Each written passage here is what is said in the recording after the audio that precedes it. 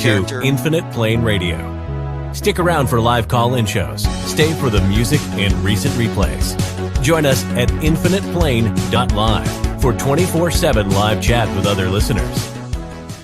All right, everyone. It's 11:25 on 11/22/2021, the 58th anniversary of the JFK assassination. And let me just start that. I'll start with that here. And by the way, we're inviting a lot of people over to the live stream right now. We're live on all the video channels. I see at least 30 people.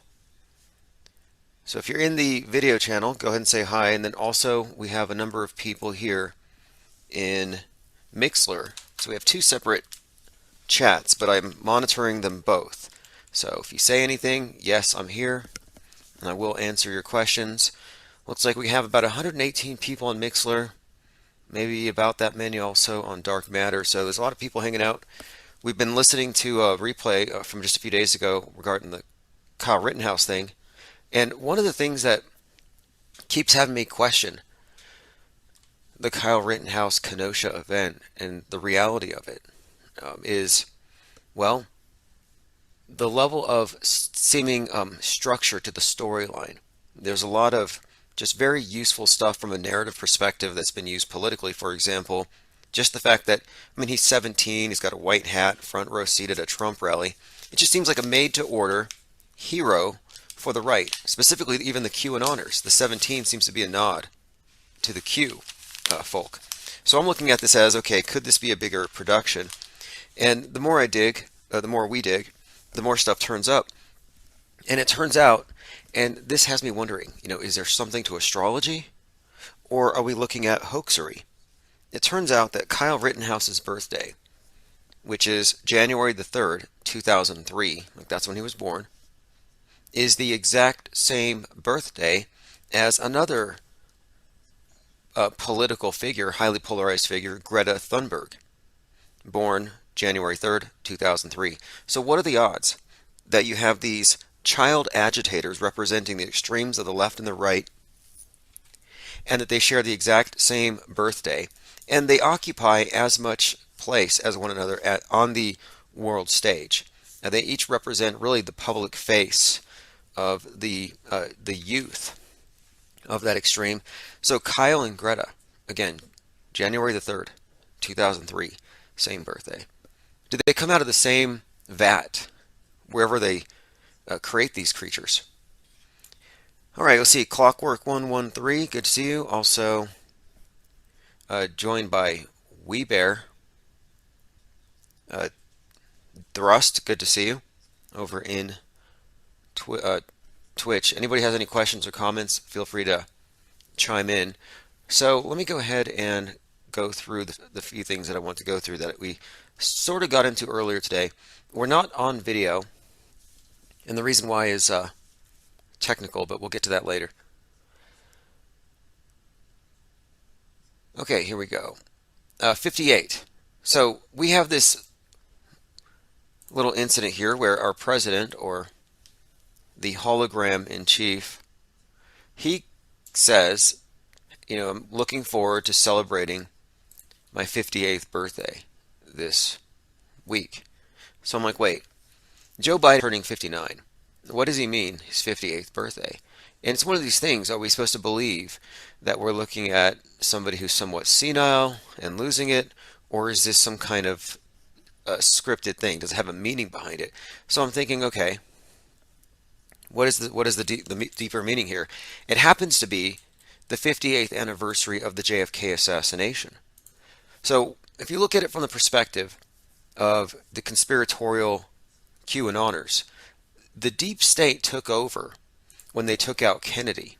So from that perspective, you could say that the birthday of the deep state was Kennedy's death day. So when Biden, the face of the deep state, came out and said, "Happy 58th birthday to me," he was basically saying happy birthday to the coup, to the takeover. Shaka Melks Rogers says, "Where's young Dolph?" I've seen some interesting connections between Dolph and the Astro World death. And Dolph, of course, is another rapper who died. And I see pictures of him wearing a Smurf around his neck. like a bejeweled Smurf pendant, a Smurf head. And at the Astroworld concert, the people who were trampled to death were referred to by the paramedics at the scene as Smurfs. Zarek the Alchemist says, I saw a picture of that little kid that looks like a grown-up Brian Landry. Well, it turns out the kid also looks like Kyle. Did they all come from the same vat? Okay, so this is an interesting one. Kyle Rittenhouse does have a very, I don't know, very similar facial structure to one of the Sandy Hook kids. LP is the initials. We'll leave it at that for now. You can look it up. Now, the thing is, Kyle's very cherubic, chubby, pudgy, like a baby. And all babies kind of look the same because they're all pudgy. They're amorphous. So to say that Kyle looks like this child, crisis actor, isn't saying very much. But, and this was something we brought up a month ago, Brian Landry, far more than Kyle, resembles this Sandy Hook child. And what's more, there's more support for that particular theory given that Gabby Petito was in the post-Sandy Hook massacre music video. So think about that. Gabby Petito has a direct connection to Sandy Hook. So Brian Landry, being a grown-up Noah Posner, that's the initials, NP, being a grown-up Posner kid, this is far more likely. And then you throw in the coroner or the medical examiner who looked at Adam Lanza, was also sought for comment regarding the state of Gabby Petito's body. Now, I think the Gabby Petito death, interestingly enough, is ritualistic. It was, I believe, Persephone being kidnapped and taken to Hades. I think that she represented Virgo.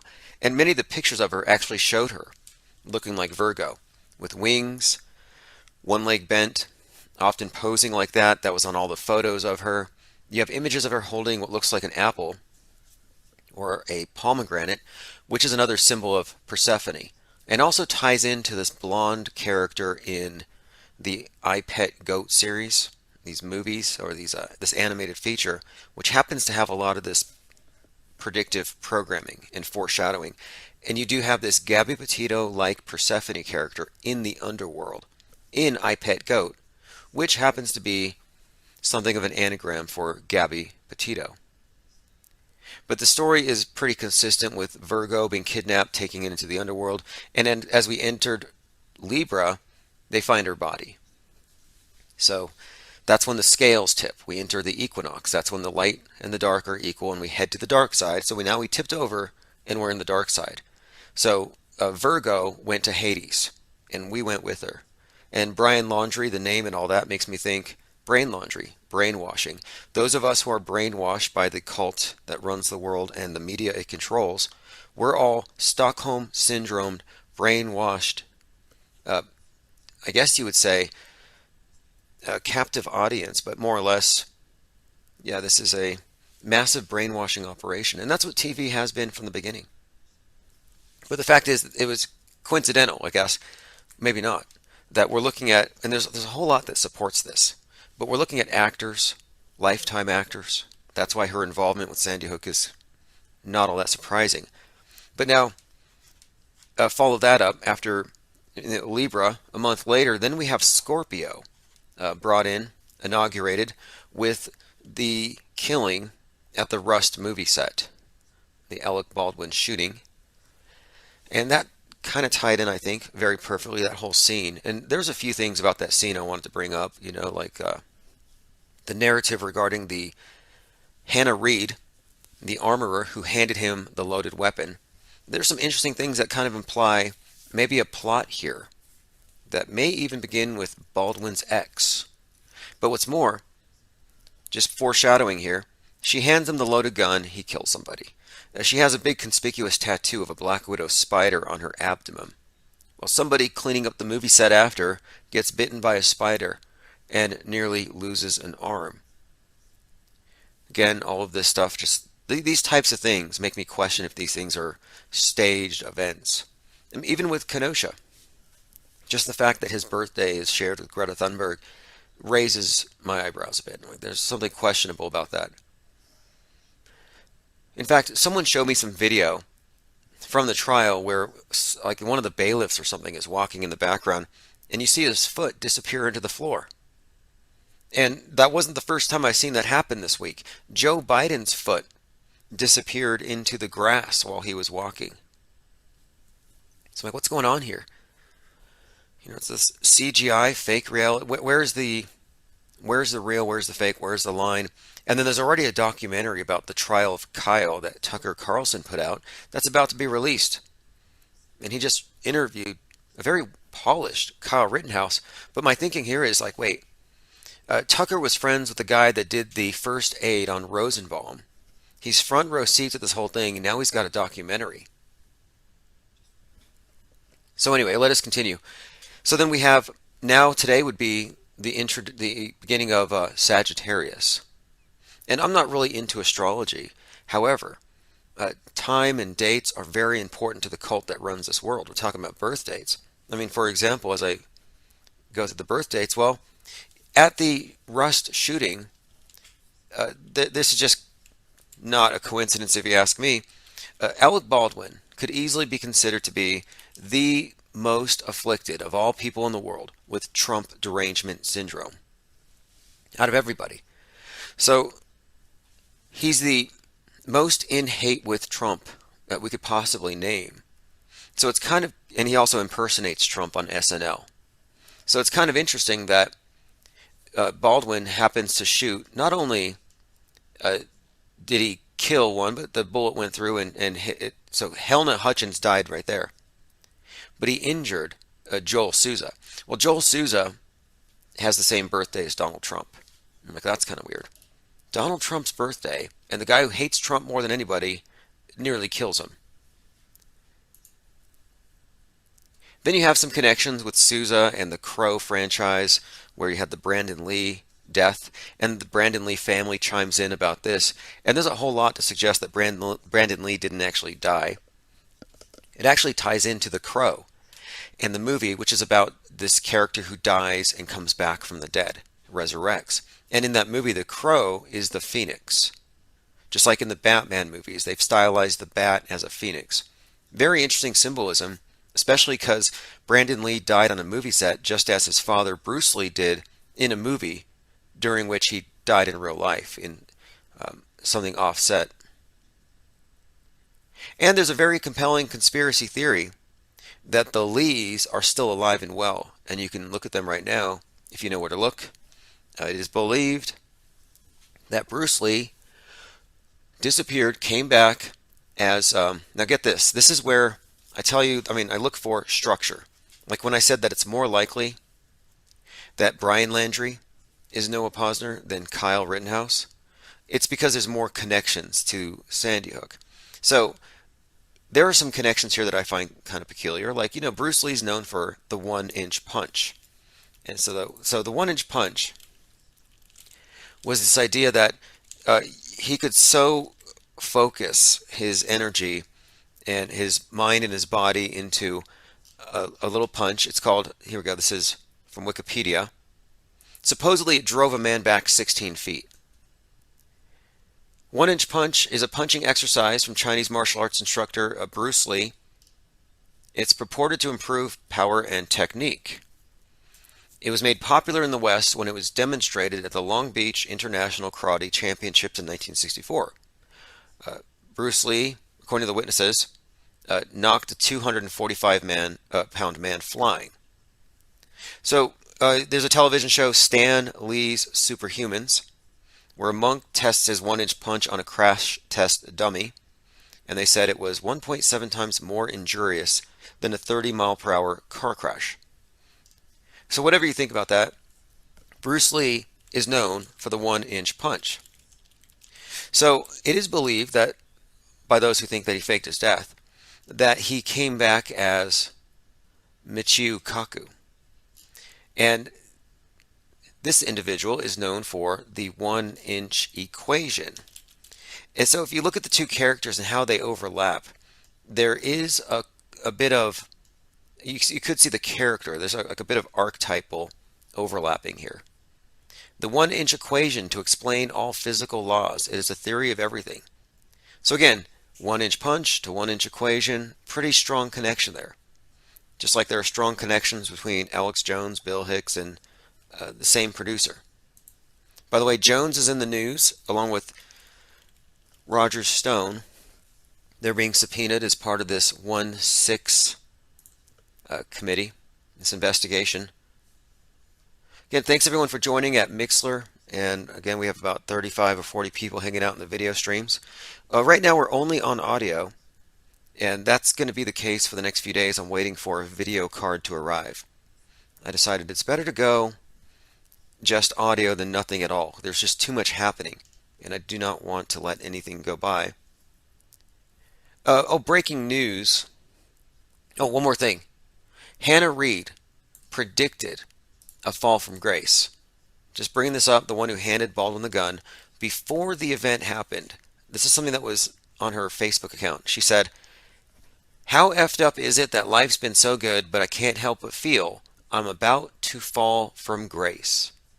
And the fall from grace ties into this narrative that implicates her as something of a hitman, hitwoman. But we'll get into that. That's a kind of a rabbit trail. But let me bring this up. Breaking news. Another flat earther death. Now this one's unconfirmed. We've been talking about Mac Parhar. And there are many people who knew the guy who are even saying that they don't think he actually died of COVID. And the story is this guy was a major COVID denialist, mask resistor. He went to a flat earth conference violating the quarantine there in Canada. And despite all this, despite having symptoms of COVID, he's still live streaming himself. And then he dies, and the news media pretty much says that this guy, Mac Parhar, died of COVID. Now, how would you know? How would anybody know? You wouldn't. But it doesn't stop people like Bob the scientist on YouTube from basically remotely conducting an autopsy, a toxicology, and saying, yeah, this is why he died. But I'm suggesting that the reason people think that this guy is a death faker, and the reason why it sounds likely and convincing, is that it fits within the bigger mainstream media narrative. Like if you were creating a scapegoat, if you were making an example out of somebody, this guy is an example of what not to do. You couldn't have come up with a better figure. And I thought it was peculiar for two reasons. One, he's associated with the flat earth arsonist, the guy that burned the Masonic lodges, Benjamin Orion Carlson Coleman. He burned 3 lodges out there in Canada, March 30th, 2021. But these guys were friends. So that stood out to me as kind of strange. So anyway, now he's known as this anti-vax crusader, and he's going against Big Pharma. Well, here's kind of an interesting anagram. Somebody took his name and scrambled the name up, made an anagram here. So Mac Parhar could be pharmakos. Significance there? Well, in ancient Greek religion, the pharmakos was the ritualistic sacrifice or the exile of a human scapegoat or a victim. So I'm looking at this as, this almost seems like this was a psychological operation, that he was a crisis actor the whole time. And funnily enough, I was reaching out to him and I said, the last time I spoke to him, I asked, are you raising any money for your legal defense? And he was like, no. I'm like, wait, that's weird. You're representing yourself.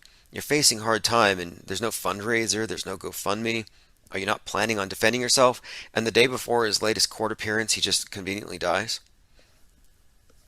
Kind of fishy.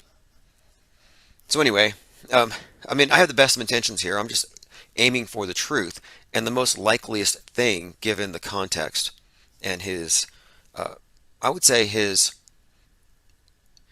position in the media. He was put out there as the face of this movement, and you can find endless news articles really condemning him. He was called an idiot by people in high places. It's like he was persecuted. Now, I was questioning whether or not he was even really a yogi, and there was no evidence for that anyway, but conveniently passed away. Okay, so now another one. Breaking, another flat earther death.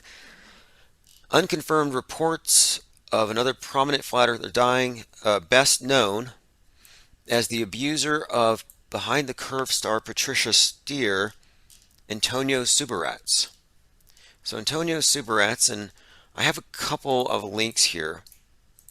Now again, it's unconfirmed. I've heard it from a few people. I'm not really 100% sure on the cause, but I'm just saying, because look, I called out Mac Parhar's death 2 weeks before. I said, they're setting him up to die publicly so they can say, see, we told you so. And I was right. See, I told you so. Well, if this is the case, this would be another similar situation. So my guess is if this is the case, we'll find out here very soon that he died of ivermectin overdose or something. Because that's the story with Mac. That was what was being pushed by Bob the science guy, who even suggested that if he claims it was a heart attack, it was actually from the medicine because he was covering up COVID. So we'll have more on that as it develops. Going through some comments, Zerat the Alchemist says, the flat earthers have a very diminished lifespan these days. Yeah, exactly. It's very conspicuous. And some of them, I mean, Rob Skiba looked like a triathlete at the end. He looked very healthy. And then suddenly he's on a ventilator for 40 days. Well, 40 days, I don't know, for someone who is that biblical, it seemed like it was scripted. And there's nothing to substantiate any of this stuff, by the way. Travis says, can you tell me the future? Will I find true love and find the edge? Yeah, I was thinking about it. It's like, you know what? There's a point here where we've been so accurate on some of our prophecies here. And I'm not a prophet. I'm not an astrologer. None of the people in the think tank claim to be. But we tend to read the stitching on the fastball. I mean, maybe it's just that obvious. We live in a bad movie. And what makes a bad movie a bad movie? It's predictable. All right, let's go ahead and, now speaking of predictable, here's an educational article by Gizmodo. So they're getting people ready. They're getting people ready for something. Like I was just watching a new show called Cowboy Bebop, based off an animation. And in the very first episode, and this was released on 11/19. Just noting the dates are always significant here. So the first episode has a character using a weapon in a casino against the good guys, and he misses, of course, but it's called the Disruptor, and it blasts a hole in the wall, and then you see that they're on a space station in outer space, and all kinds of debris is floating out there, space junk. Episode 2, two of the characters are, sorry about that. Heard car alarms going off. I was like, let's please not let that be another micro EMP blast. Taking out my video card. Well, anyway, so in episode 2, two of the characters are witnessing a spacecraft breaking part of the space station that they're in, and they're looking out the window. Very conspicuous 33 on the screen. But the imagery of space junk is becoming very common. And a couple weeks ago, the ISS had to do an evasive maneuver to dodge Chinese space junk. Then, just more recently, last week, they had to dodge Russian space junk. And remember, just a couple of months ago, Russia's their thrusters went off. I guess they said it was an accident.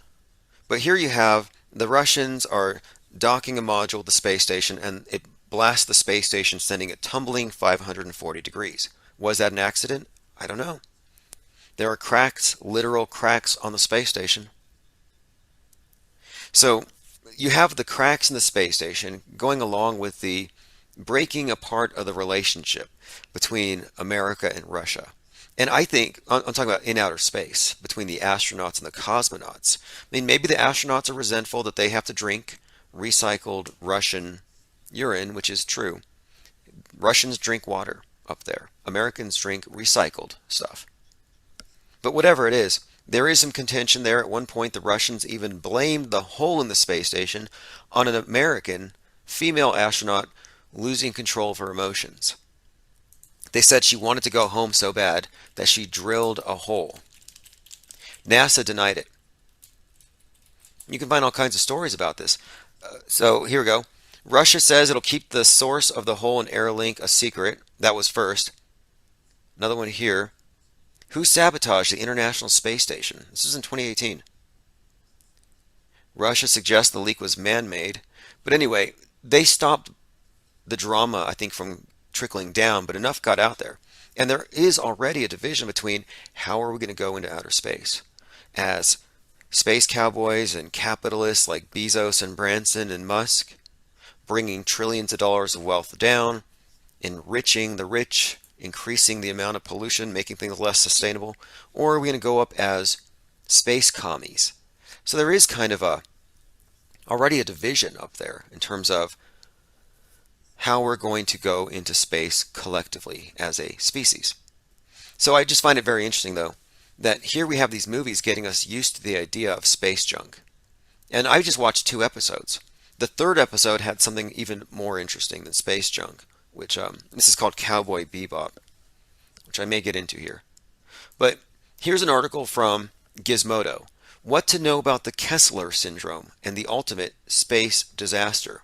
Like all of a sudden this is relevant to your interest to know that the accumulating space debris is leading towards a catastrophe that will make Earth's orbit inaccessible. Didn't you hear William Shatner talking about the coming catastrophic event? Sounds like this could be it. Accumulating space debris leading us towards a catastrophe. So the world got a stark reminder this week that our orbit is increasingly crowded and a dangerous place after the Russian military destroyed one of its defunct satellites in a test on Monday morning. The crew of the ISS was forced to take shelter as high-speed debris passed close to the outpost. Now, the person in the chat was asking if I could, read his future. And probably one of the reasons why is that earlier this year I said that space junk Armageddon is going to be the thing, and the Russians and the Chinese are going to shoot down the American space, the International Space Station. But they'll have plausible deniability, making it look like an accident. Well, here we are, and it's already at that point. And now I think that China is testing out some hypersonic nukes. So things are about to get very interesting with the whole space war scenario. Okay, so here we go. It says, for now, satellites and space stations maneuver away from threatening space junk, but we're now approaching a scenario in which snowballing collisions in orbit will cut us off from space. We are in the early stages of the Kessler Syndrome. Michio Kaku remarked that if you threw a barrel full of nails into space, you could, if it's scattered, you could actually block us from going into orbit. Because you're talking about orbital debris going 17,000 miles per hour, relatively fast. Okay, so in 2015, Misc magazine reached out and they asked this question, quote, what looming crisis is nobody talking about? Without hesitation, this is the author of the piece, I replied, Kessler Syndrome. So here we go. What is the Kessler Syndrome? It says there are 33. A minute ago I mentioned episode 2 of Cowboy Bebop has a space junk scene and a very conspicuous 33 on there. That number is code for something. Generally, order out of chaos is implicated here. So what's chaos first? Just a heads up. Okay, so let's see here. An estimated 330 million bits of debris currently exist in space. That's a lot. In fact, I saw some article suggesting that 330 million, that we're going to have like a ring, like Saturn's rings, a ring of space junk. Now it says we didn't launch this many pieces, but the pieces in space, the objects in space break up into smaller pieces, and they smash into other objects and so on, and it creates exponential debris over time. So what we're talking about here is the Kessler Syndrome, and this is Donald Kessler, 1978. So 43 years now, he warned. And 1978 was the year Skylab fell. He warned that the number of artificial satellites in Earth's orbit increases and the probability of collisions will increase. Satellite collisions will produce orbiting fragments, each of which will increase the probability of further collisions, leading to the growth of a belt of debris around the Earth. The belt would get increasingly dense over time, and Kessler worried that this would become a major problem in the next century. So this is a storyline that we're being prepared for. The phrase Kessler Syndrome also describes what you could describe it as an avalanche in space. So if China shoots down let's say they shoot down the DirecTV satellite. I mean, that would really get Americans off their lazy boy chairs and activate them, get them ready for World War III, cut off their DirecTV. But it says here, a cascade sparked by a single trigger event. It's unlikely to wipe out all the satellites, but the collision of debris can speed the process along. So we'll move on. It's just predictive programming. And the thing is, predictive programming, or the examination of it, what we're doing here, it's based on the idea that if you consistently find evidence of foreknowledge planted throughout the media, little Easter eggs, little hints here and there, then you should be able to use predictive programming and say, we have a predictive model here, we should know what's going to come. In fact, someone sent me this link. There's a TV show called The Office, episode 119. Now this is fascinating because episode 119 is, well, the number 119, January 19th, is the day that patient zero in America came down with COVID. It was in Seattle. So ground zero for the pandemic was Seattle. Patient 0119. Now check this out. The significance here, the dates and all these things. Here we have St. Patrick's Day, The Office, the 119th episode. So it was the 19th episode of the 6th season, season 19, but 119th overall. St. Patrick's Day. So this comedy series, The Office, has an episode where one of the characters coughs and someone else decides to wear a mask. And everybody's freaking out. Why is this person wearing a mask? And the whole episode is about how weird it is that somebody's wearing a mask at work simply because somebody coughed. Sound familiar? It should, right? Well, look at the airing date. March 11th, 2020. You can find this in the Wikipedia. St. Patrick's Day is the name of the episode, The Office. So episode 119 and 311. Look, 119 and 311 are the two most significant dates in 2020 with regard to the pandemic. Because that's the reason it was declared a pandemic. It arrived here. There's our patient zero, January 19th. And this episode 119, air date 311, the date the thing was declared 10 years later. And I've looked at a few clips from this and, basically, and then there's more, actually, there's a little bit more. So not only are they freaking out about the mask, but there's a song in the episode that someone is singing. And the song is called The Cat's in the Cradle.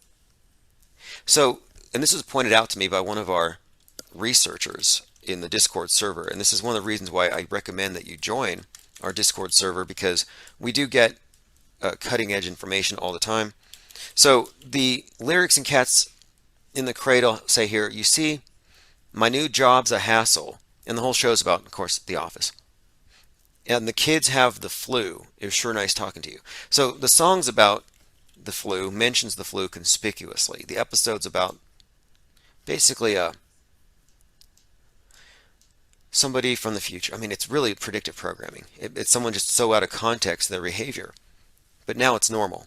It's kind of funny how somebody acting erratic in a TV show is the subject of the whole comedic plot, but 10 years later, that's the norm.